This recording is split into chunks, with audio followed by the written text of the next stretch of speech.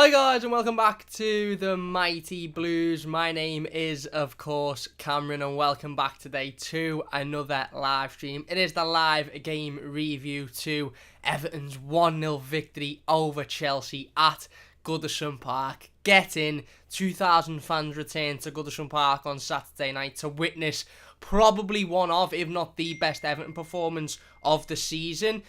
We were absolutely fantastic from start to finish. The fight, the energy, the passion, the hard work, it was just all there. And like I said just then, I think there's an argument that this could be our best performance of the season, because sure, you know, we've played in games such as the Brighton game where we scored 4 goals and James Rodriguez was absolutely brilliant. We beat West Brom by scoring 5 goals. We had a big win against Spurs on the opening game of the season. We had a fantastic win against Crystal Palace as well. But this win was very, very important to Everton Football Club, because not only did we go out there and beat a really good Chelsea side who, you know, like I said in the preview, will be fancying themselves as title challengers this season, but we went out there and we showed something that we haven't showed recently, and we haven't showed since probably the first game of the season, and that was an actual strong defensive performance. Even in those games against your Brightons and your West Broms and your Fulhams, we were scoring goals and we were winning the games, which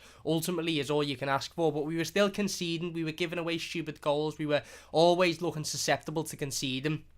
On Saturday, we didn't look like we were going to concede. It almost felt like Chelsea could have played until next Saturday and they still wouldn't have scored. We were so solid defensively, and that is half of the problem with football. If you are scoring 4 or 5 goals a game and conceding 4 or 5, it's not good enough. You need to be able to keep clean sheets. You need to be able to put in strong defensive performances, and that's exactly what we did on Saturday night, and that was so refreshing to see. Obviously, we scored the penalty.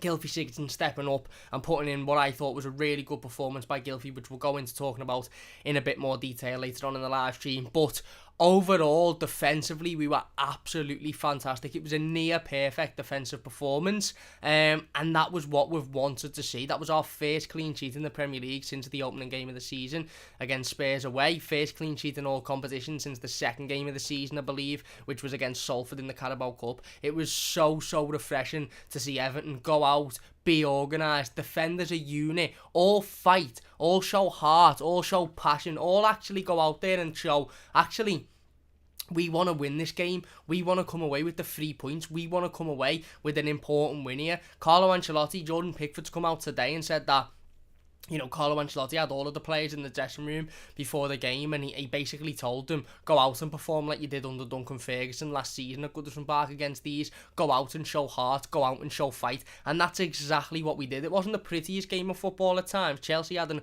awful lot of possession. They hit the post a couple of times, but it was such a dogs of war style fight, hard fought battle, and a hard fought win, and I honestly believe we did deserve the 3 points on Saturday, and that's what's so refreshing to see. Yeah, it's boss when we score 4 or 5 goals and when we win games by, you know, putting in quality performances and stuff like that. It's brilliant. It's brilliant when we're free flowing and we're scoring consistently, but the one thing that we've shown when we do that is that we're also very susceptible of conceding down the other end. We're very susceptible of conceding 2 or 3. Look at the Brighton game, we conceded 2. West Brom game, we conceded 2. Fulham, we conceded 2 and barely come away with the 3 points there. Whereas this game, yeah, okay, we didn't have an awful lot going forward in terms of, you know, what we would have had in those games, but defensively we were so much better. That back unit of Godfrey at left back, Mina and Keane at centre half, and Mason Holgate at right back was just fantastic, wasn't it? It was absolutely fantastic. And I said myself, look, I'm not a big fan of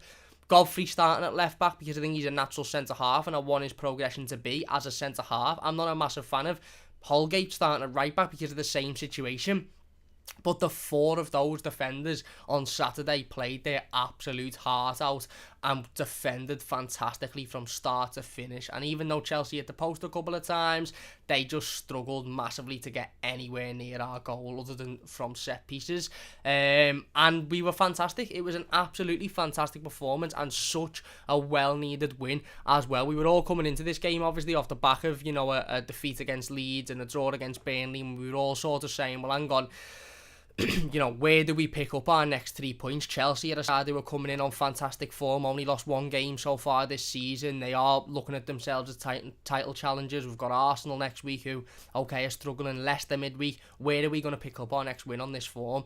And we showed on Saturday that if we can just put in those performances where we show a bit of grit, we show a bit of heart, we show a bit of fight, we dig deep. Doesn't always have to be nice Barcelona-style free-flowing football. Sometimes you just have to dig deep, make it ugly, and come away with the 3 points, and that's what it was. It was an ugly, proper Everton performance, and I loved that, and I absolutely loved that, and I arguably loved watching that, and loved thinking about that game just as much, if not more, as I loved thinking about and watching the game against West Brom where we scored 5 goals, or the game against Brighton where we scored 4, because yet those games are great and we're playing lovely football, but that type of style of play isn't going to win you every game in the Premier League, because we haven't got the players for that style of play to beat the top sides. Sometimes you'd have to go in, you'd have to dig deep, you'd have to work hard, and you'd have to defend as a unit, and that's what we did. We reverted back to a 4-at-the-back formation. Everybody seemed more organised, even the players are playing out of position.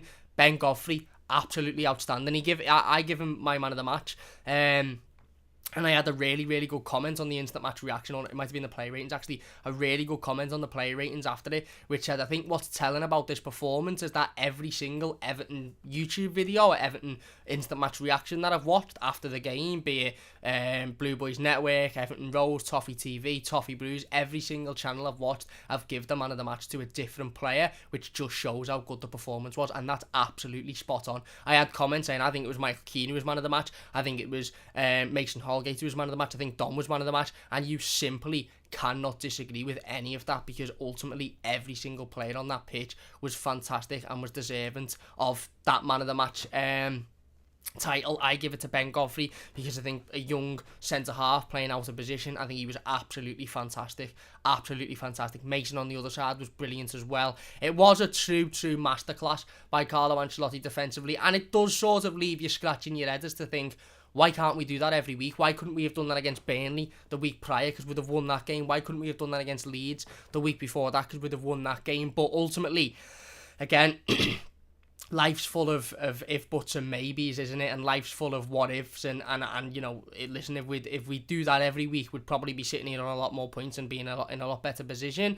But Carlo coming out and Jordan Pickford coming out and saying, look, the manager told us before the game, go out and perform like you did under Duncan Ferguson a year ago, and it was a very, very similar performance. And I also want to touch as well, before we get into some of the the different elements of the game, the goal, the different player performances, etc. I want to talk on the fans as well. 2,000 fans returned to Goodison Park on Saturday. 2,000 fans returned to Goodison Park, and those 2,000 fans won us that game of football. I honestly think they won us that game of football. I'm not going to sit here and say we wouldn't have won or we wouldn't have performed like that if there was no fans in the stadium, because the message from Carlo was very, very clear, and that was, look, go out there and perform and show all of the heart and all the passion that you did a year ago.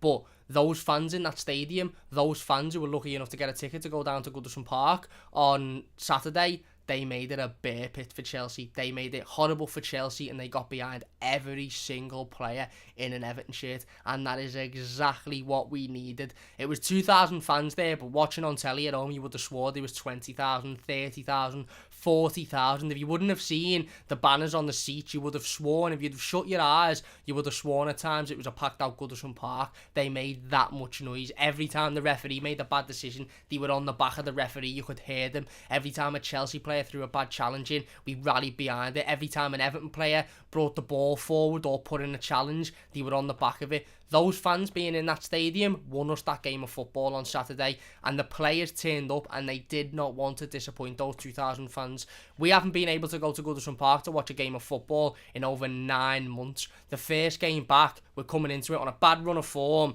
There's not a lot of optimism at the moment because of the bad run of form. We're coming up against the Chelsea side who were in fantastic form, beating everybody left, right and centre, scoring goals for fun.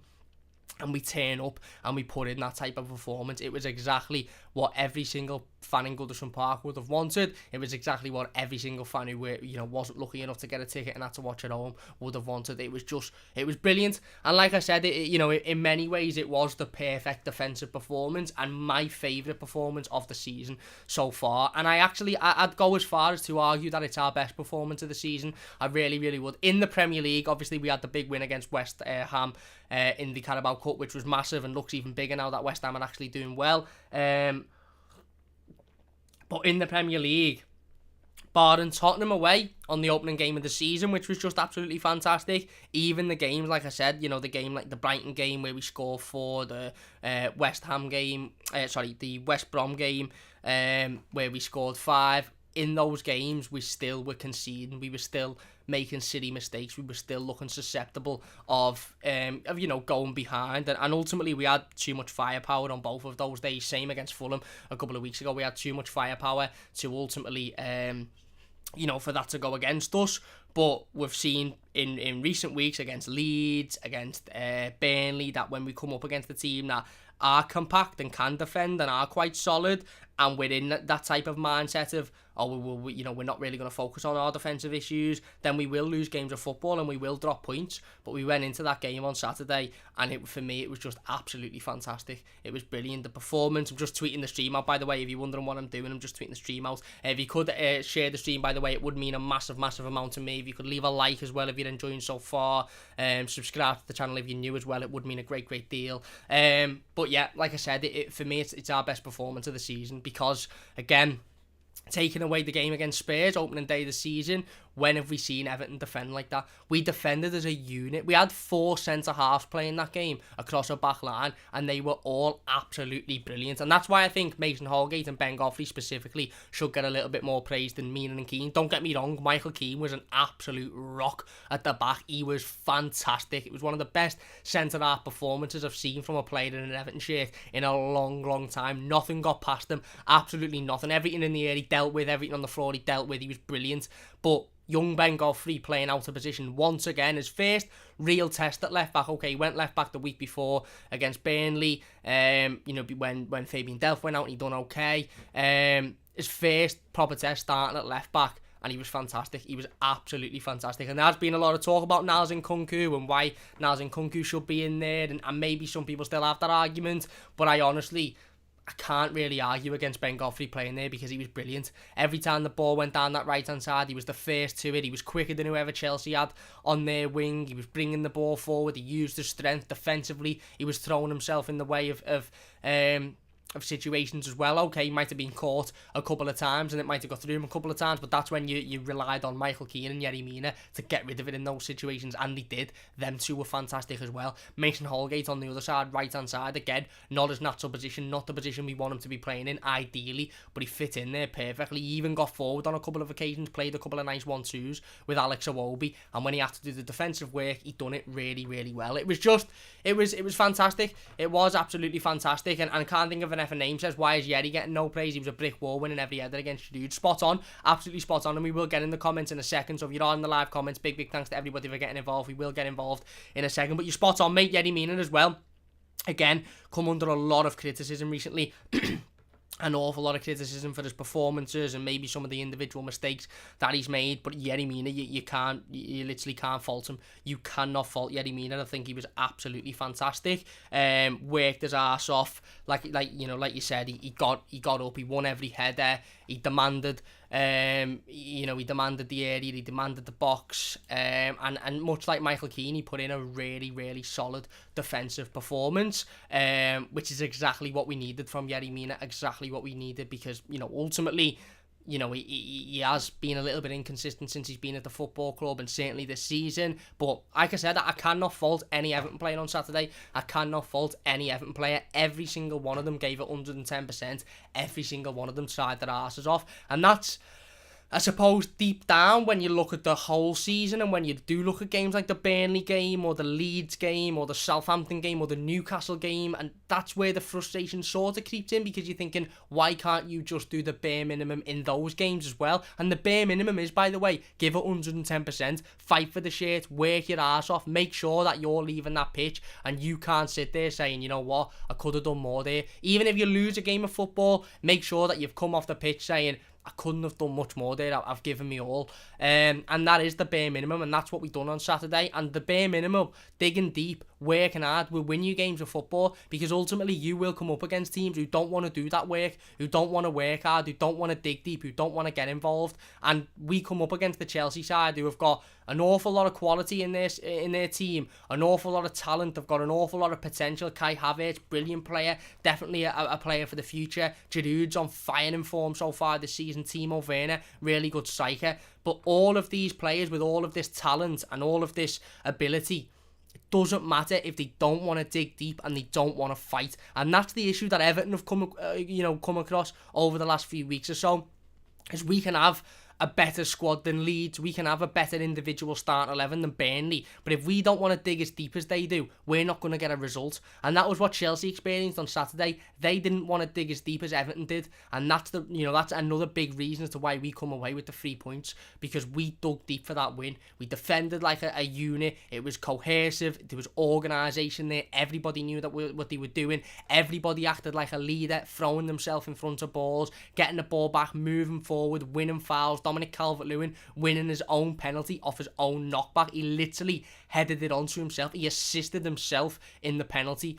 Ultimately winning a second one a little bit later on, albeit it was offside. But it was just a fantastic performance. And like I said, one that I think, we have to really take confidence from, and ultimately we have to go into the next couple of games thinking, right, okay, that's the bare minimum now. If we can add a little bit of quality with bringing in James Rodriguez back into the team and bringing in Seamus Coleman back into the team and Luka Dean when he's fit, then brilliant. But that's the bare minimum. That fight, that effort, that passion, that's the bare minimum. I will get into the live comments in a moment. I just want to talk about the game. We'll start off again from the opening sort of 5 or 10 minutes. You knew that we wanted this. The crowd were heard instantly.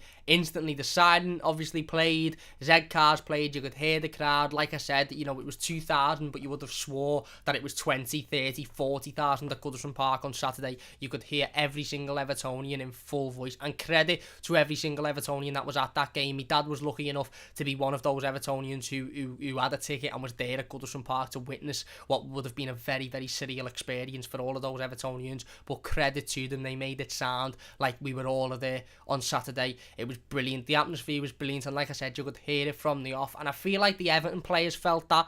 Again, we talk about the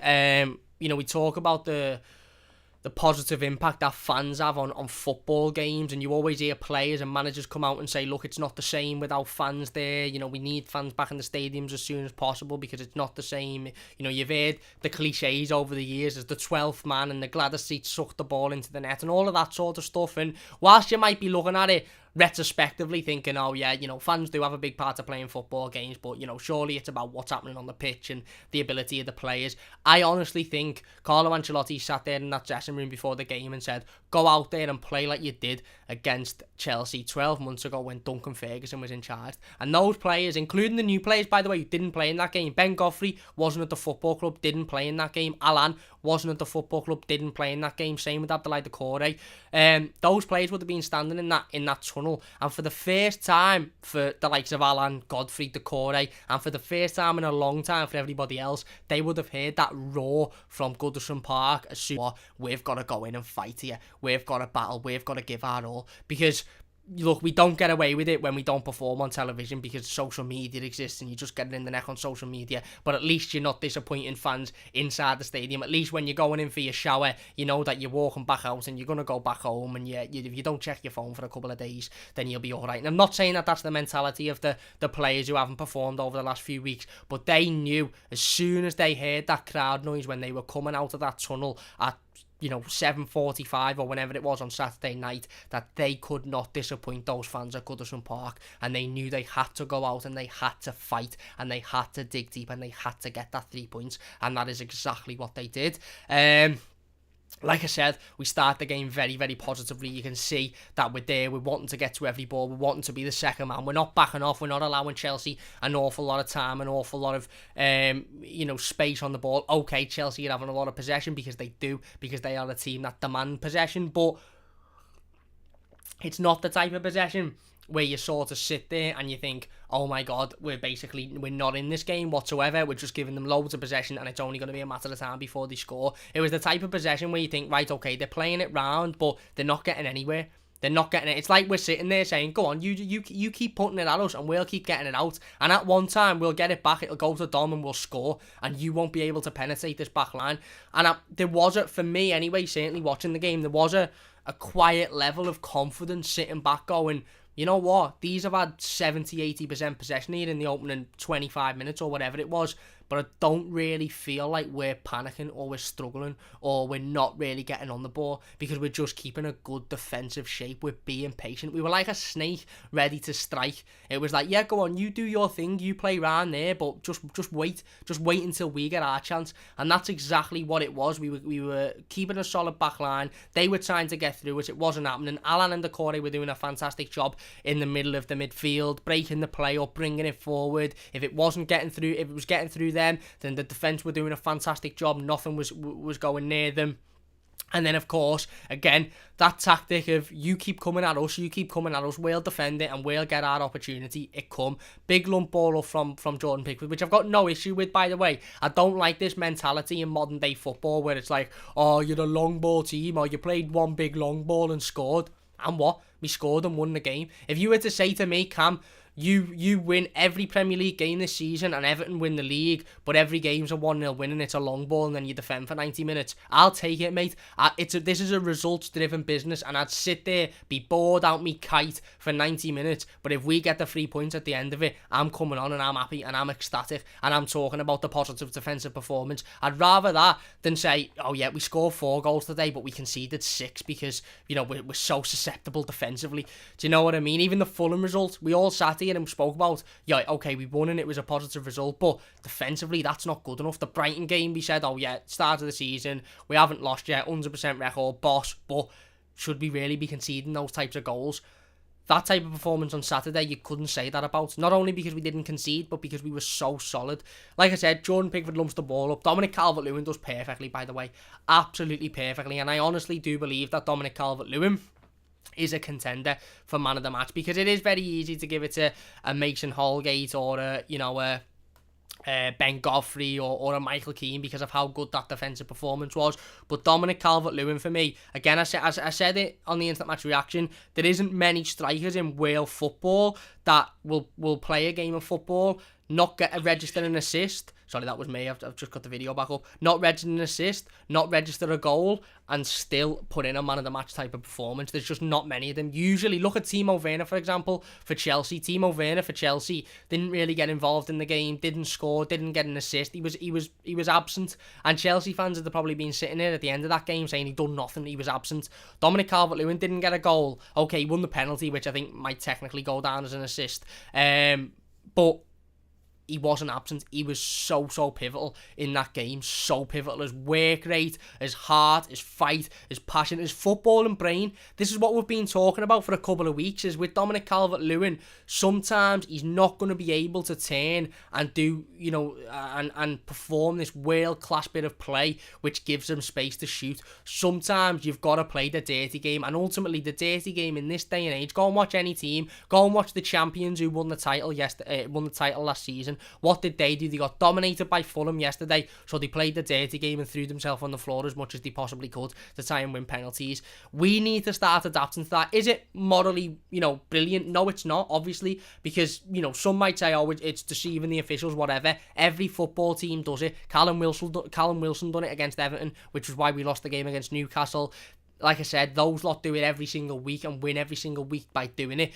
Sometimes you just have to think, well, right, okay, I'm going to play for a foul here, I'm going to play for a penalty. And I think Dom really did exceed in doing that on Saturday. He understood, right, okay, I'm probably not in a great position to score here. I've not got anybody round me, so I'm going to force myself to be fouled. Big lump ball up by Jordan Pickford. Dominic Calvert-Lewin wins the header, runs onto his own header, and forces Mendy to come out and clatter him. This was about 30 seconds after Mendy had been in a collision from, I think it was a corner come in, and he ended up colliding with, I think it was a Chelsea player, to be honest with you.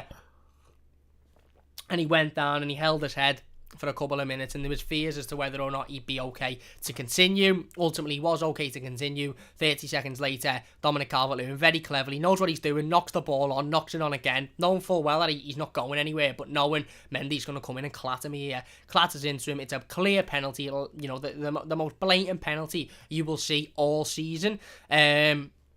Clatters into him. Everton get the penalty, and you're thinking, right, okay, 20 odd minutes into the game, perfect chance to go 1-0 up. Whoever scores the first goal in this game, very, very important, because if we can defend half as well as we did on the opening game of the season against Spurs, if we can continue to defend like we've done in the opening 20 minutes, we'll be alright in this game. And that's exactly what happened.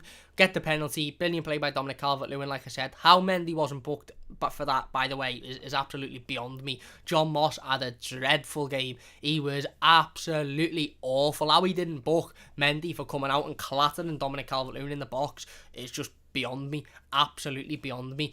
Gylfi Sigurdsson steps up to take the penalty. There was a little bit of barging before it with Richarlison. Again, I don't really see much issue in this. Some people have taken issue in Richarlison's attitude and said, oh no, he's not got the right attitude, he shouldn't be doing that, this, that, the other. I see this as Richarlison wanting to score and wanting to get on the score sheet. He is, at the moment, undergoing a little bit of a mini drought. He is in a little bit of a mini drought. It's frustrating for him as a player. He wants to get on the score sheet. He wants to contribute. I understand that he took the penalty against Crystal Palace. He scored it.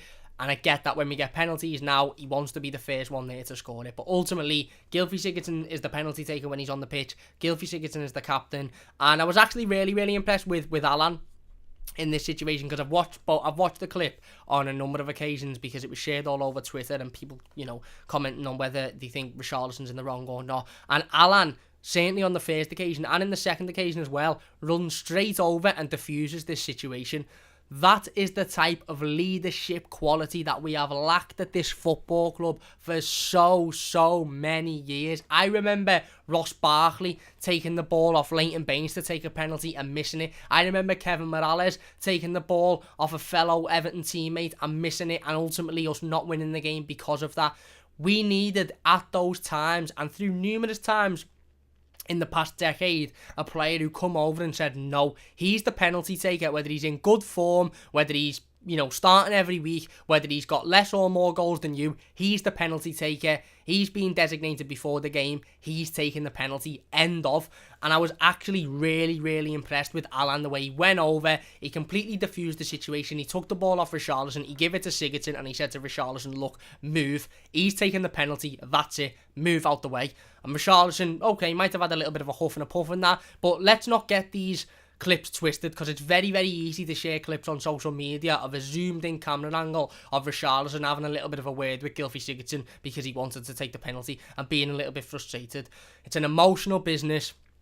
You're on that pitch, you're a striker, you're not happy with your goals tally so far, you want to score, you want to test yourself, you want to get on the score sheet, you see a perfect opportunity to, you try your luck to try and get it. You show a little bit of frustration because you're not massively happy because you haven't been able to take the penalty.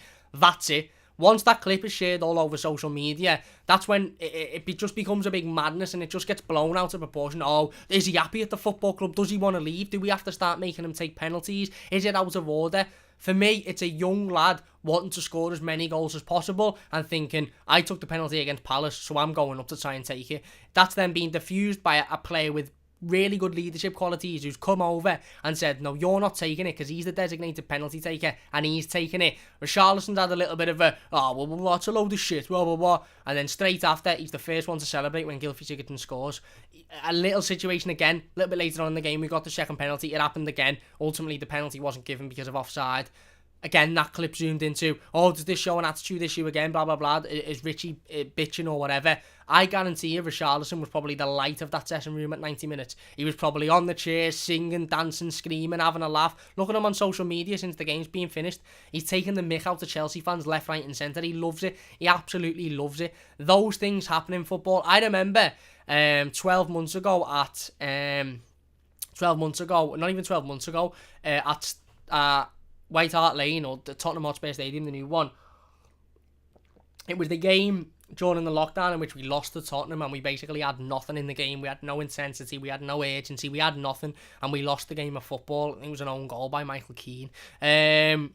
And in that game, there was an incident just at half-time, actually as the half-time whistle went, where Son and Hugo Lloris had a little bit of a kerfuffle at half-time because Hugo Lloris wasn't happy that Son didn't sack whoever, whether it was Dominic Calvert-Lewin or Richarlison at that time, and they went over and they were in each other's faces and they were fighting on the pitch. They went off into the tunnel, they had a bit of gagging in the tunnel, and it was shown in the Spurs documentary, or it was at least shown on social media, and Jose Mourinho, sorry, got a bit of a tickly cough.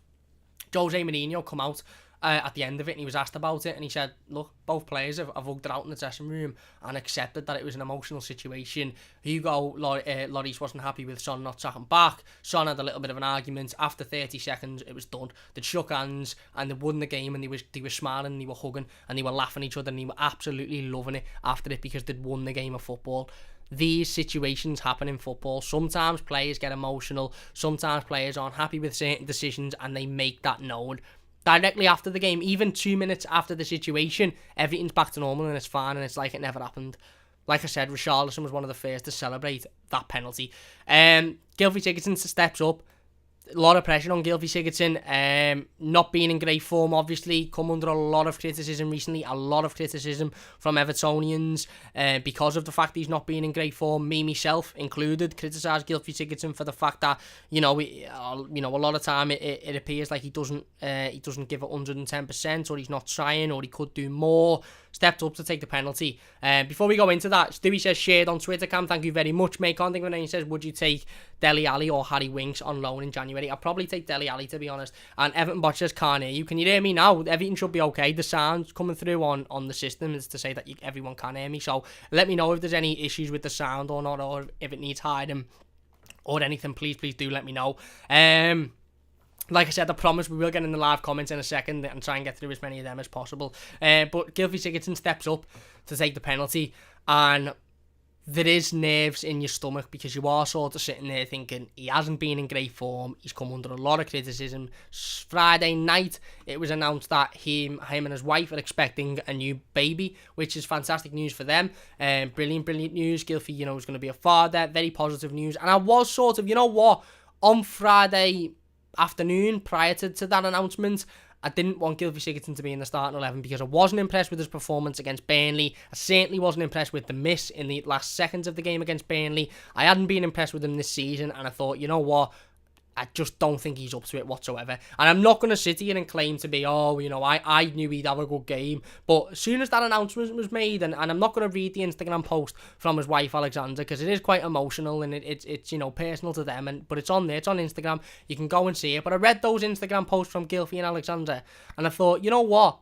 Footballers are humans. They are human beings, and sometimes we forget that. Sometimes we get lost in this minefield of they're on 150 grand a week and they've come in for this big price and they only have to play football and kick a ball around a couple of times a week, so they shouldn't be missing chances like that. Sometimes the emotion does get the better of you, and you do forget that on a base level, footballers are humans. They're like me, they're like you. Yes, they've got a better quality of life. Yes, they probably enjoy their job much more than anybody else does. Yes, they get paid more money than anybody will ever see in their lifetime. But emotionally and physically, they are just a human being like me, like Johnny, like can't think of an effing name, like Everton Butchers, like DJ, like Wormy. We're all human beings at the end of the day. I read those posts from Gylfi's wife and himself, and I thought, you know what? Maybe it'll be a bit of a relief to him. Maybe now, that something that may have been playing on his mind regarding that situation is now being relieved, and it's not playing on his mind now, and he knows that he can focus on something else because of that personal situation as now, obviously resulted in a baby, which is fantastic, or a pregnancy, which is fantastic for both Gylfi and his wife and their family. And I did sort of quietly think, you know what? If he does start tomorrow, hopefully we see a better Gylfi Sigurdsson performance. Hopefully we see a more inspired Gylfi Sigurdsson performance. And we did. We saw exactly that. I cannot sit here and honestly fault Gylfi Sigurdsson for Saturday. I think he gave it 110%. I think there was a stat, and I think someone might have put it in the live comments, which we will get into in a second, I promise. But I think there was a stat on Saturday that Gylfi Sigurdsson created more opportunities, more chances than any Everton player has done for like years or something in the Premier League. He created something like 6 direct chances. And I didn't actually believe that, because I didn't think we had that many chances. But looking back on it, Richarlison had 2 or 3 where he hits tame shots at Mendy, which, you know, on another day he might hit the shot a little bit better and it might go in.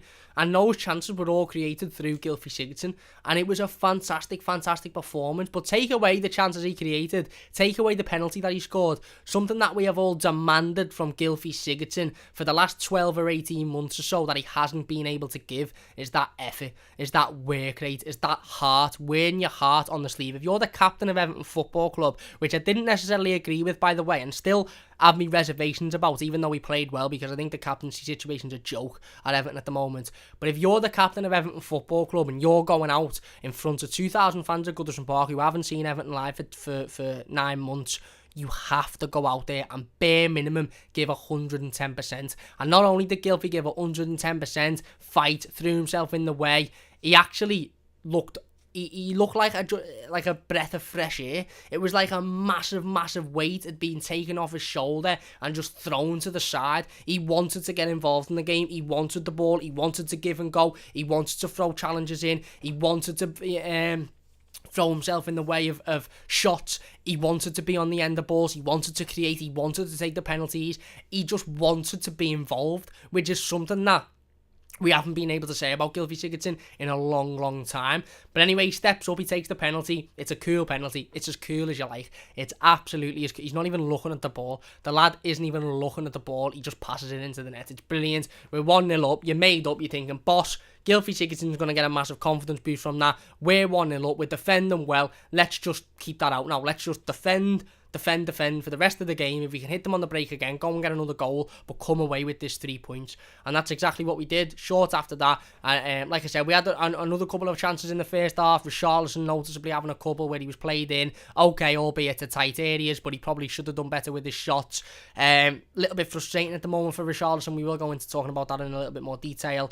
But yeah, we go into half time. Fantastic half, 1-0 up, can't complain. And you're thinking, right, okay, keep it like this now. Let's get into the live comments then before we go into talking about the second half. I do want to talk about some specific performances as well. Ben Godfrey, I want to talk a little bit more about. Michael Keane, Mason Holgate, Jordan Pickford and Alex Iwobi are 2 players I want to talk about as well. Everton Botcher says, hey Cam, fix the computer. I don't even know what it is with the computer, mate. If you were here on Friday, we basically live streamed for about 3 minutes. We attempted to live stream the game preview to this game, but the computer was just absolutely having none of it whatsoever. And we had to stop the live stream early and ultimately record and upload it as a video. I don't know what's going on. I think it's just when we do live streams over Skype and when we've got guests on and stuff, I think it's a little bit too much. So what we might have to do for the near future until I can get it sorted and get a new PC is just do the live streams with just me, and any videos where we have any guests on or any people, you know, that are coming on to do the previews or Carl, etc.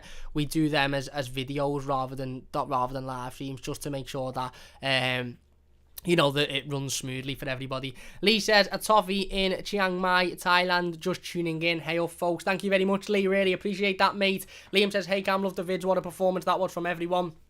And a tactical masterclass from Carlo against a very well and organised team. You're spot on, mate. You're absolutely spot on. It was tactically fantastic by Carlo Ancelotti, and he has come under a lot of stick recently. You know, for his tactics and the fact that, you know, we drew versus Burnley and you know, the defeat against Leeds. But for me, tactically at the weekend, Carlo Ancelotti got it spot on. He got the back four spot on. I predicted it, and I don't want to sit here and go, I predicted it, I know loads. I predicted it because I didn't think he'd put the faith in Nkunku, and I think he preferred Mason Holgate at right back to John Joe Kenny. He did, and can you honestly blame him? I mean, I don't want to sit here and say, I've had my eye wiped for going on about Nkunku, because I do think Nkunku should have had his opportunity, and I think he should be the backup left back. But how good is Ben Godfrey? How good is Ben Godfrey? He is absolutely unbelievable. Before we go into talking about Ben Godfrey, because I just feel like I'm just going to sit here and just gush about him for about 45 minutes. We will carry on in the live comments. Toothy says, I'd like to see Iwobi on the right and James centrally when James is back. Yeah, we'll talk about that briefly, because James Rodriguez has come up an awful lot over the last 48 hours or so. Obviously, he wasn't involved in the game against against Chelsea, because he was injured.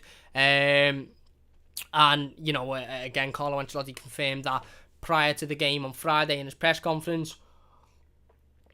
And the natural question after the Chelsea game was, well, do we actually perform better without James Rodriguez in the team? Is one thing I do want to make clear, in my opinion anyway. Look, I don't manage Everton Football Club. I don't see these players every day. I'm not Carlo Ancelotti. I haven't won three Champions Leagues. But one thing I want to make clear, in my opinion, is that fight and that effort and that passion and that wearing your heart on the sleeve wasn't put in because James Rodriguez wasn't in the team. I have seen a couple of people say, if James is in there, we don't defend like that, or we don't show that much fight. I don't agree with that. James played against Spurs and played on the opening day of the season and played 90 minutes and was absolutely brilliant. He created more opportunities in a Premier League debut than anybody has since Alexis Sanchez in 2014. He was fantastic, and yet we defended brilliantly on that day. We were very, very solid. We were a compact, cohesive unit. So I don't agree with that whatsoever.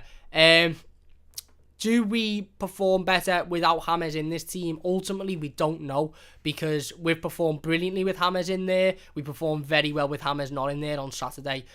James Rodriguez is vital to Everton's attack going forward. He is so creative. He's so good going forward. He creates opportunity upon opportunity upon opportunity, and if Gylfi Sigurdsson had finished that chance against Burnley a week ago, we'd have been all sitting here, probably still to this day, praising James Rodriguez for how good he is technically. James Rodriguez will be back in this Everton team, and rightly so, because I think he deserves to be back in this Everton team, to be perfectly honest with you. Whether that's in a central role now and Carlo gives Alex Iwobi a little bit more of an opportunity to play on the right-hand side, I don't know. Possibly. But James Rodriguez should be back in this Everton team, because ultimately his creativity and his ability on the ball and his ability to find a pass that nobody else finds cannot be replaced. And yes, okay, we played really, really well against Chelsea, and we fought and we battled and we were quite creative with Gylfi Sigurdsson in there performing. But let's be honest, we don't have anybody at this club. Maybe Luca Dean, arguably, but other than Luca Dean, we don't have anybody in this club who is remotely as creative as James Rodriguez. So whether it's playing on the right-hand side, in the right wing position, whether it's playing in the centre of midfield, which I know a lot of people want to see James playing in, including myself, because I think he could be a real big asset there, I think James Rodriguez will return to the Everton team, and rightly so for me. I'm not saying he's immune to, being left out, and we should completely change the team and throw it on its head to accommodate for him. I'm not saying that. Maybe Carlo will go with the same 11 on Wednesday and think, well, right, okay, James is back, but this is a perfect chance to give him a rest and to say to him, well, right, okay, you're back, but we'll give you another week or so. We'll give you another couple of days to rest up, and then he can come back in full force against Arsenal on the weekend. What we have to understand is that James Rodriguez is vitally important to this Everton team, in the same way as that Dominic Calvert-Lewin's vitally important to this Everton team, in the same way as that Richarlison's vitally important to this Everton team. But these players will need to be rested, and the reality of that situation is we can't wait for these players to get injured before we rest them. Carlo come out and said it in an interview a few days ago. He said, look, there's going to come a point in December where I have to rest Dominic Calvert-Lewin. I have to take him out. I have to give him a rest. I have to give him a chance to, rest up, because, he's playing pretty much every minute of every game. That's the same with James Rodriguez. So you mightn't see James starting on Wednesday. You might see him on the bench. You mightn't see him in the squad.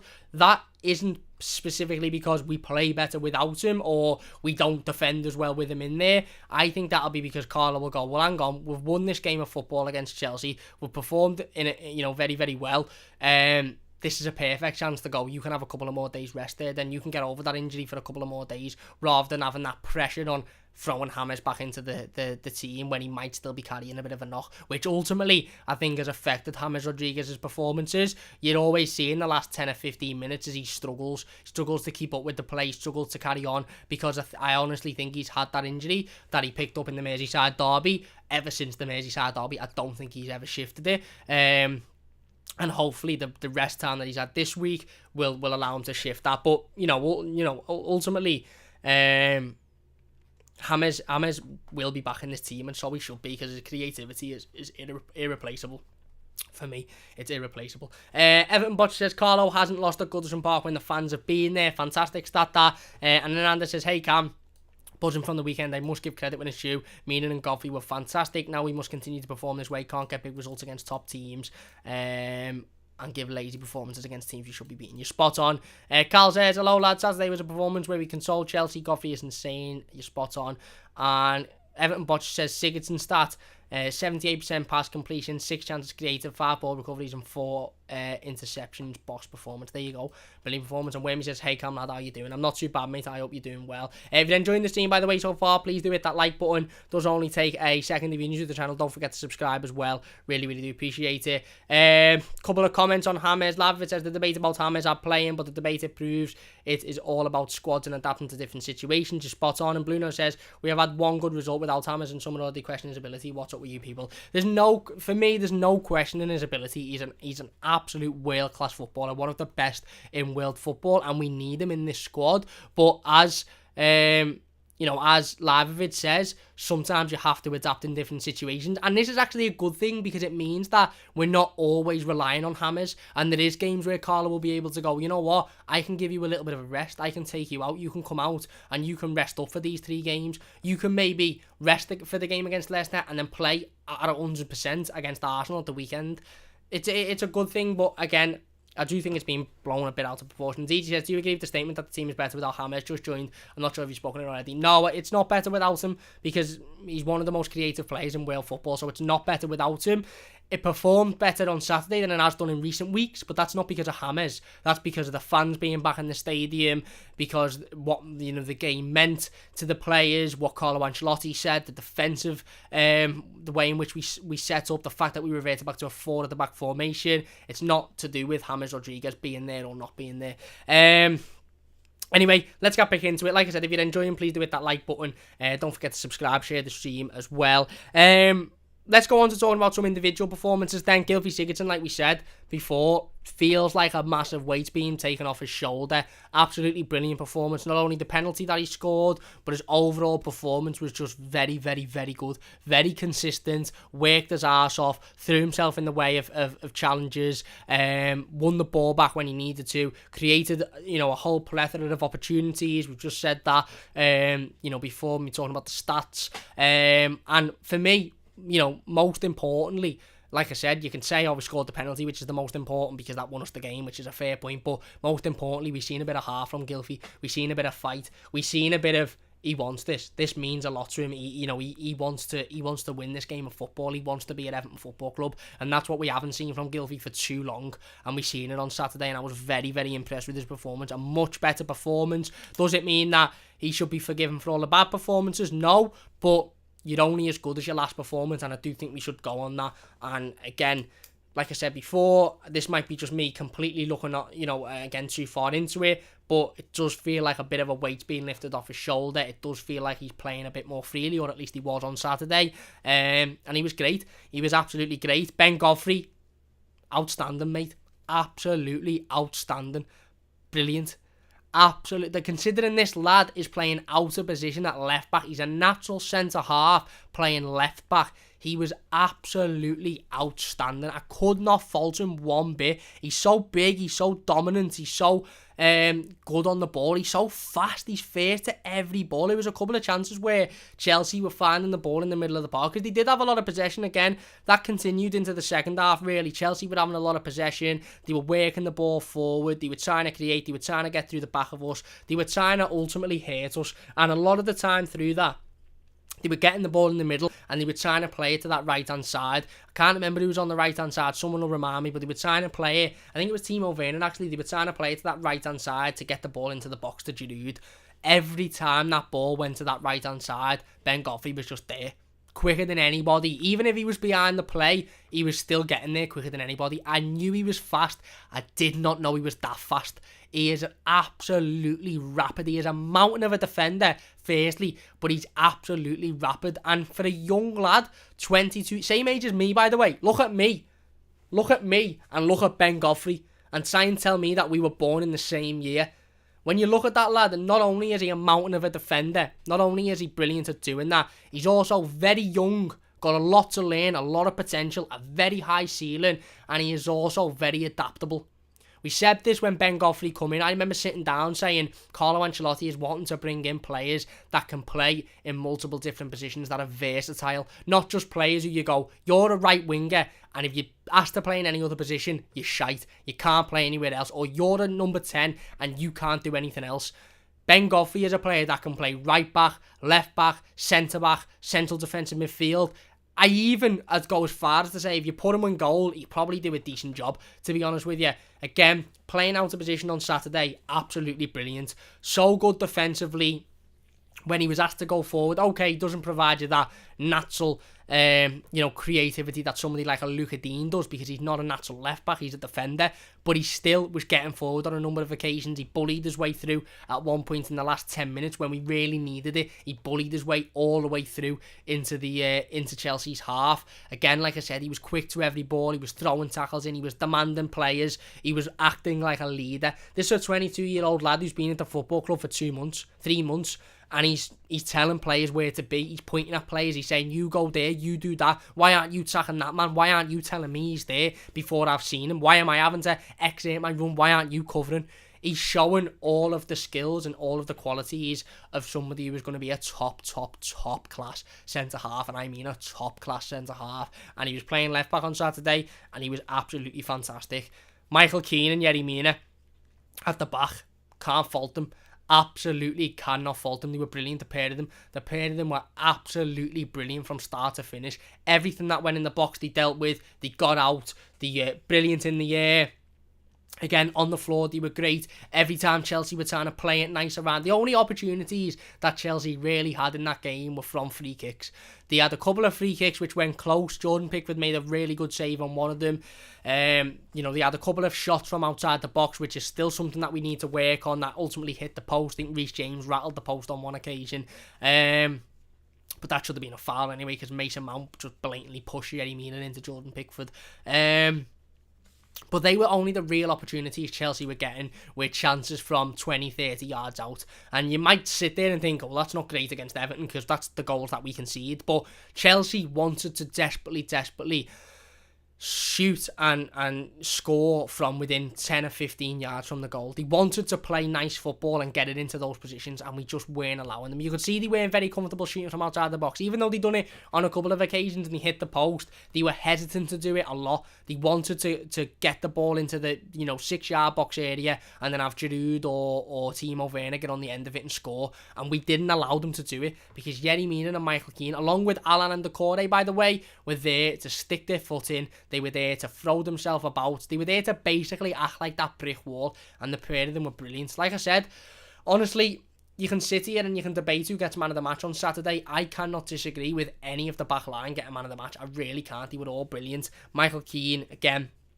showing those leadership qualities, showing those quality defensive ability. Yerry Mina, very, very similar. I thought it was a brilliant performance by Yerry Mina. Mason Holgate at right back seemed like he was back to the Mason Holgate that we know and that we love. He struggled since coming back from injury. I do feel a bit for Mason, because ultimately he was our best defender last season by quite a stretch.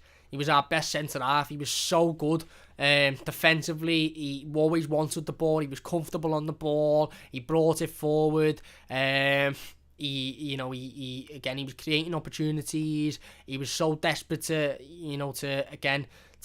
develop, and he was brilliant. He was brilliant towards the back end of last season. He was absolutely fantastic, and then he picked up an injury during the pre-season period, and he struggled to recover from that. It was an injury that ultimately kept him out for 12 odd weeks. Mason was out for 12 odd weeks during that pre-season. He missed a big chunk. He returned for the Manchester United game. It was evidently clear that he wasn't fit evidently clear that he wasn't fit. He featured in a couple of games after that. He still didn't look very fit, to be honest with you. And then he played on Saturday, and it looked like the Mason Holgate that we'd all known to come and love. Certainly last season, he was fantastic. And again, playing out of position, playing in an unnatural position, playing at right back, he was absolutely brilliant. Again, very similar to Ben Godfrey on the other side of the pitch. He was demanding, he was picking the ball up, he was getting forward, he was trying to create, he was making sure that, anything defensively didn't get past him. He was also trying to be that attacking, modern day fullback, if you like, when we needed him to be. He was just absolutely brilliant. Johnny Diaz says that back four were playing like they were protecting Mother Teresa. They certainly were. Jaden says, does anyone know if the Leicester game will be at Goodison? No, it's at King Power. I think it's live on Amazon Prime. Jaden's Lavit says Alan is the first name I look for on the team sheet. We're going to talk to Alan talk about Alan in a second. Cam says, did you get an email for the Arsenal game, Cam? I haven't yet, but I'm aware that you get an email if you're successful and you get an email if you're not successful. So I haven't received one yet. So I'm waiting either way. Eden says, I think Everton should play the same team that played against Chelsea on Saturday night. And Lavit says, James reminds me of Sheedy. When people say he's a luxury, they are on form. He could thread an assist as if it's being directed by a radar. Okay, he won't kick hard, but he has more positives. Obviously, you're spot on. Gord says, I have the same birthday as Godfrey. And DJ says, I think maybe Carlo should play James as a cam on Saturday. No more experiments from Don Carlo. I'd love that because I think James would absolutely thrive in the number 10 role. But yeah, Mason Holgate, brilliant. Absolutely brilliant. And, Johnny says there, the back four were playing like they were protecting Mother Teresa. They were protecting Jordan Pickford, who I actually think deserves a shout out again. Apart from that weird sort of free kick technique where he takes a couple of steps to the left and then dives to the right, or a couple of steps to the right and then dives to the left. Again, he made a couple of big saves on Saturday. One from a free kick from Reece James, which is a fantastic save. Okay, granted, didn't have an awful lot to do because, like we said, for 55 minutes, the defence was absolutely fantastic. But everything he had to do, he done well, Jordan Pickford. And again, we're seeing positive performances from Jordan Pickford now. We're seeing performances that are much better than anything that we've seen in recent times. The one against Burnley made a couple of big saves that, again, he hasn't been making. So I do think it's important that we pick out those positives and that we talk about those positives, because we're all first to jump on Jordan Pickford when he has a bad game and criticise him. So it's important that when he has a good game, we talk about the positives from that. If you're enjoying the scene, by the way, and enjoying it, please do hit that like button. It does only take a second, close to 30 likes, which is absolutely brilliant. I had a few dislikes at the start, I think, because of just some people that were coming in chatting wham. So if you could hit the like button, it would mean a great deal to me. If you're new to the channel, like I said, please do subscribe. That only does take a second. Share the streams, try and get as many people in here as possible. Big thanks to everybody in the live comments. We will try and get involved with as many of those as possible, but if we can't, I do apologise. But a big thanks to everybody. If you're watching as a YouTube video, leave your thoughts in the comment section down below, and we will get involved with as many of those YouTube comments as we possibly can as well. But yeah, a couple of other players I want to mention. Alex Iwobi, with an exception of a couple of bad crosses, thought he was great again. Thought he was absolutely great again. Give it 110%. Is a threat down that right-hand side. Like I said, if Alex Iwobi can fix or can work on his crossing ability and add a little bit more consistency to his crossing ability, I think he is a real threat to any team in the Premier League down that right-hand side, because he's good with the ball at his feet. Alex Iwobi, he's very skillful. He's very skillful. He knows how to use the ball. He plays it well. He brings it forward. And he's a very good footballer. He just needs to work on that final product, be it his crossing at the end of it, his shooting at the end of it, his passing at the end of it. If he can work on that final product and really master that, I think we've got a really good player in Alex Iwobi, because his dribbling, his pace, his strength, he's got all of those, and he's showing that week in, week out, but it's just his final ball that lets him down on a number of occasions. But in terms of his work rate, I thought he was brilliant again on Saturday. He worked his absolute arse off. He was fantastic. Alan in the midfield, Alan and Abdoulaye Doucouré, actually the two others I want to talk about. Can't fault them. Absolutely cannot fault them. I think they were brilliant. Absolutely. Certainly Alan, you could tell that Alan was thriving off playing in front of a crowd at Goodison Park. It wasn't a packed out crowd at Goodison Park, but it was as good as it can be in this moment. And you could tell that Alan is the type of player that when you've got 30, 40,000 fans in a stadium, he is going to put in man of the match performance week in, week out, because he thrives off that crowd. He thrives off that energy. He thrives off that momentum. He thrives off that fight or flight mode, that battling mode, which I understand from footballer's point of view, can be very hard to find when you're playing in an empty stadium and you can only hear your teammates. But when you're playing with any sort of crowd behind you, and this really showed for me on Saturday, Alan is the type of player who really, really thrives off that, and you could see that. He was brilliant. He is that pit bull in the middle of the park. He's throwing himself in front of every challenge. He's getting involved. He's wanting to pick the ball up. He's wanting to move forward. He's wanting to be in everybody's face. He was just brilliant. Absolutely brilliant. Corey next to him again. One of the Corey's better performances in an Everton shirt. He was getting involved. He was working hard. He was using his body. He was using his strength. He was using his pace well as well. I just think everybody was fantastic. Absolutely everybody. I can't fault anyone. I could sit here and talk about every player individually and talk about how fantastic they were. But other than that, like I said, we come out for the second half, and it was very much just shut up shop, defend. If we can hit them on the break again, hit them on the break. If we can't, just defend it out and make sure that you don't concede. And that's what we did. Ultimately, we did hit them on the break again. We got back down the other end. Dominic Calvert-Lewin again. Brilliant play. Knows he can't really get into a fantastic shooting situation.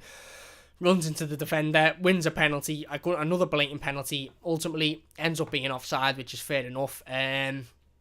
Referee gives it. Can't do much about that. And then we just defend. And we show that absolute fort of a defensive line, and ultimately that's the biggest positive for me to take out of this game of football. You can talk about individual performances, but the biggest positive is that we managed to keep a clean sheet against a very, very good attacking side. Chelsea, I think, had scored something like 25 goals before this game. I've got it here. I've got the stat here. 25 goals they'd scored and only conceded 11 before Saturday, and we nullified that attack to the point where they had very minimal opportunities. Okay, they had a couple of shots from outside the box and they threatened on a couple of occasions, but other than that, they didn't get through us, and they didn't look like they could get through us. They just looked like they struggled to a point where in the end they thought, you know what, this isn't our day. This really isn't our day. And I think the commentator said it at one point as well, with like 25 minutes to go. He said, this is Everton's win. This is going to Everton. They're defending too well and Chelsea aren't getting involved enough. And that was because of how well we defended. And that, for me, was not only the biggest surprise, but the biggest positive is that we showed on Saturday that we can go out there and we can just shut up shop, work hard, dig deep, and fight for a win. And sometimes that's what you need. No matter who you're playing, no matter if you're playing Leicester, Leeds, Burnley, Arsenal, Chelsea, Liverpool, Man United, Bournemouth, Watford, I know they're in the Championship now, Leeds, I think I've said Leeds. Anyway, my point is, no matter who you are playing, yes, sometimes you'll be able to score 5 goals like we did against West Brom. Sometimes you'll be able to score 4 like we did against Brighton and you'll be boss. But sometimes you need to look at a game and think, we're probably not going to score more than 2 or 3 at maximum. So let's just focus on defending and keeping a solid back line and then hitting them on the counter-attack and scoring that way. Because I honestly think, like I said, I think it's a defensive masterclass from Carlo Ancelotti. I think if we'd have approached this game with the whole, right, we're just going to go gung-ho and try and score more than they will, then I think we'd have lost. And it could have been quite a significant loss as well. But the fact that we went out and we thought, no, let's just stay compact, let's stay organised, let's make a cohesive unit and stay really, really organised defensively and then hit them on the break, meant that they couldn't penetrate us whatsoever, and we, obviously won the penalty and won the game through that, and I was really, really impressed with that. Callum says, alright Cammy mate, alright Carl, how you doing? Jerome says, I just pray Richarlison gets a few goals into top form soon, come on Richie. Yeah, I do want to talk about Richie before we finish up, and then I want to talk about Dom and Alan, and the Dogs of War style again. Richarlison, look, like I mentioned before, not really got much else to say on the matter, to be honest. He's in a bit of a drought at the moment. He's in a bit of a goal drought at the moment. He will come out of it. Hopefully he gets a goal on Wednesday against Leicester. And ultimately, as soon as he's out of that goal drought, he'll be flying again for me. It's not a massive issue. Yes, some people can pick issues in the situation with the penalty and should he have done what he done and whatever, but ultimately he's a young lad who's desperate to score. He showed his emotion. He was a little bit frustrated, and like I said, that situation will have been nullified and completely resolved within 2 minutes of it. Richarlison was the first player to celebrate when Gylfi Sigurdsson slotted that penalty. It is frustrating at the moment. He did seem like the only player on the pitch in an Everton shirt who you maybe looked at the end of the game and thought, it is frustrating because he's trying so hard. His work rate's always there, Richarlison. He always gives it 110%. You'll very rarely watch a Richarlison Everton performance and be able to say, you haven't gave it 110% there. He always gives it 110%. He gets kicked up in the air every single game. And, again, he did have a couple of opportunities on Saturday, which he probably should have done better with, but he will. In due course, he will do better with those. He'll take those chances. Ultimately he'll score and he'll come out of this drought and it'll be all fine. And I hope that happens sooner rather than later, and ideally it happens on Wednesday. Callum says he's in a goals out, but just hoping he helping us produce massively. He just needs that confidence as a finisher once again. Spot on. Cam says, did you see him on Twitter? Yeah, he's boss on Twitter. That shows that. Again, he's still happy. He just gets a little bit frustrated at times, which you can't blame a young lad for doing when he's so desperate to score. And finally, I want to end on this Dogs of War style. We will get into the live comments before we finish up, by the way. But I want to end on this Dogs of War style of football. Look, it worked on Saturday. And ultimately, Carlo Ancelotti's biggest job now for me at Everton is to determine which games we need to approach in that sort of style. Which games we look at and we go, right, okay, we can go gung-ho here and create 6 or 7 opportunities and we'll score 3 or 4 of them, if not more. And which games we need to go, right, okay, let's just keep it tight, keep it a compact unit, and just go out and hit them on the break. And listen, ultimately, every week we should be defending as well as we can. Every week there's no excuse for players to not give it 110%. No matter what the tactics are, no matter how the style of play is, there's no excuse for these players to not give it 110% on any occasion. But for me, that's my favourite game of the season. That's my favourite win of the season, and we need to see more of them. Let's get into the live comments then before we finish up. Callum says, I care more about points than a rip-off Barcelona-style football. That's it, mate. It's a points business at the end of the day. Ty says, would you bring Gbamin or keep him on the bench for now? No, I wouldn't start him. Gbamin would be getting a couple of under-23 games for me, and then a couple of performances off the bench before he gets anywhere near starting. Jayasanga says, Everton fan from India. Hi, thank you very much for joining. Really appreciate that. If you're enjoying, by the way, please do leave a like. Don't forget to subscribe if you're new as well. Jerome says, the main reason why Richie wants to take the penalty is because he loves playing to the crowd. He's missing the fans. Spot on, mate. Absolutely spot on. Where are we? We're a little bit up.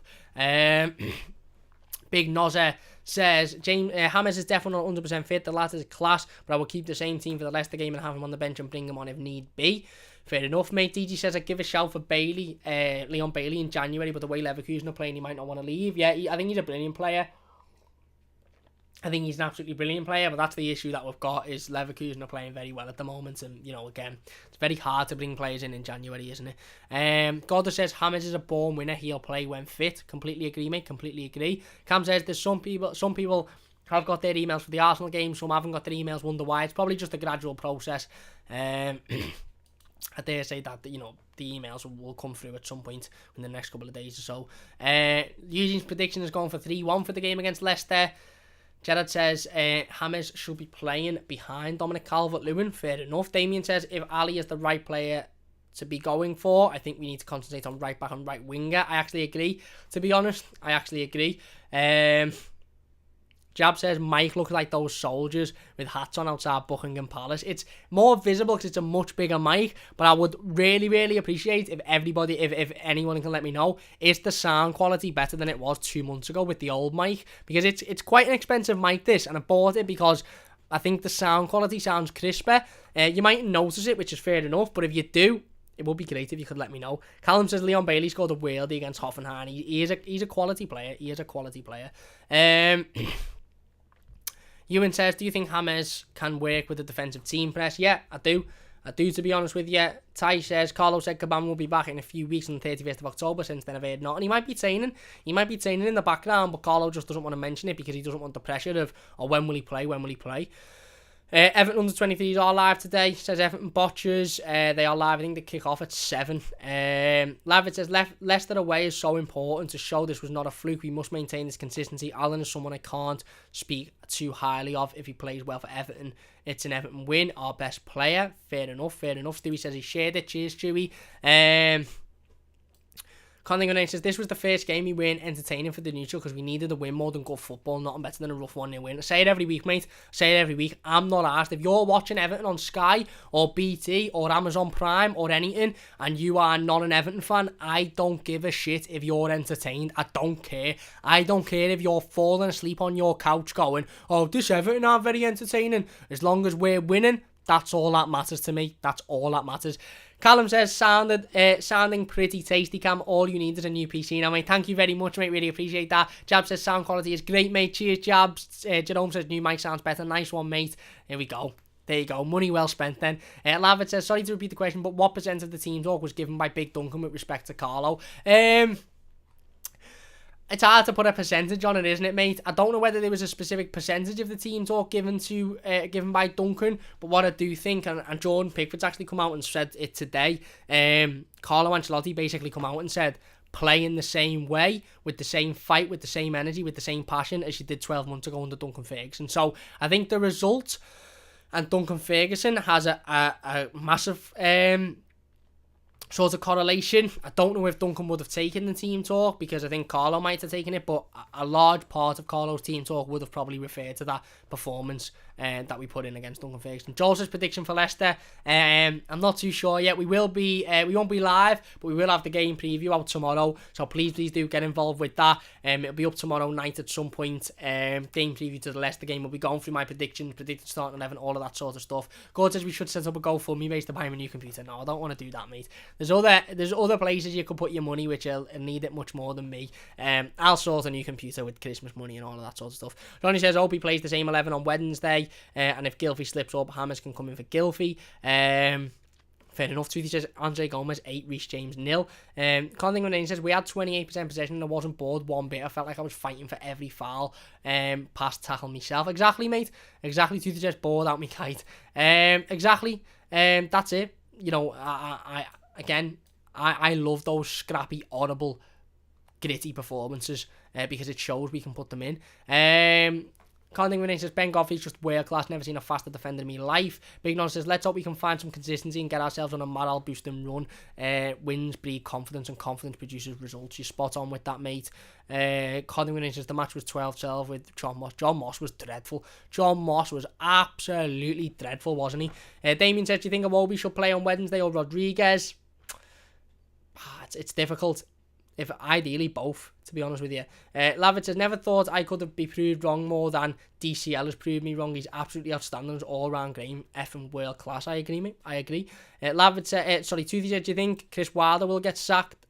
Potentially, mate. If he doesn't improve, potentially, yeah. Conning says, we are more solid without Hammers, but are so much blunter. That's it. And Cal says, I remember Cam on AFTV this time last year saying why we got the better manager. Carlos transformed from a side fighting to stay up to a team fighting for Europe, and Arsenal are 16th. Yeah, Arsenal are in disarray at the moment, mate. Absolute disarray. Callum says, Dunk was in Ancelotti's ear throughout the game. So glad to see Ancelotti respecting Ferguson. I think he's always respected him. I do. Jerome says, in Singapore I had to wake up at 4 a.m. just to catch Everton beat Chelsea. Well worth it. Is right, mate. You says, do you think DCL will get a hat-trick on Wednesday? I don't know. And Canning says, DCL is effing world-class, mate. Never been proved wrong more. Is all-round games outstanding. I agree. And Dylan says, Richie needs to be benched. Totally off the boil and not worth his place at the moment. Well, again, I think it's confidence with Richarlison and a bit of a goals out. And once he gets that goal, I think he'll be flying, to be honest. Anyway, that is going to do it for today's live stream. If you have enjoyed it, please do hit that like button. It does only take a second. Once again, a big thanks to everybody for getting involved in the live comments. Really do appreciate that one. Don't forget, again, like I said, to join us tomorrow. It will be a video, not a live stream, unfortunately, because I've got some bits going on. But we will have a video up tomorrow, the game preview to that Leicester game on Wednesday, some point in the night time. So don't forget to join us for that one. We'll be going through the predicted starting 11s, as well as predictions and all of that sort of stuff. Big thanks to everybody, like I said in the live comments, really do appreciate it. Sorry I couldn't get through them all. If you're watching as a YouTube video, leave your thoughts in the comment section down below and I'll get involved with as many of them as possible. Don't forget to leave a like if you're new. Like if you enjoyed, subscribe if you're new. What a win, what a 3 points, what a performance, what a win. Gritty, horrible, hard, nasty, dirty performance that we all love to see and we all want to see more often. A proper Everton dogs of war style performance, and you don't love to see anything more than that, do you? When we said take care, guys, thank you very much. Cam says that Chelsea game was a must win, near enough everybody around us drop points. You're spot on, mate. Cal says good video as always, Cam, cheers. Jerome says stay safe everyone, go the Toffees. Thank you very much, Jerome. Big thanks for watching. Like I said, massive thanks to everybody for getting involved. We'll be back tomorrow, so don't forget to check that video out if you could do. Leave a like if you've enjoyed, subscribe if you're new, and we'll see you soon on the Mighty Blues.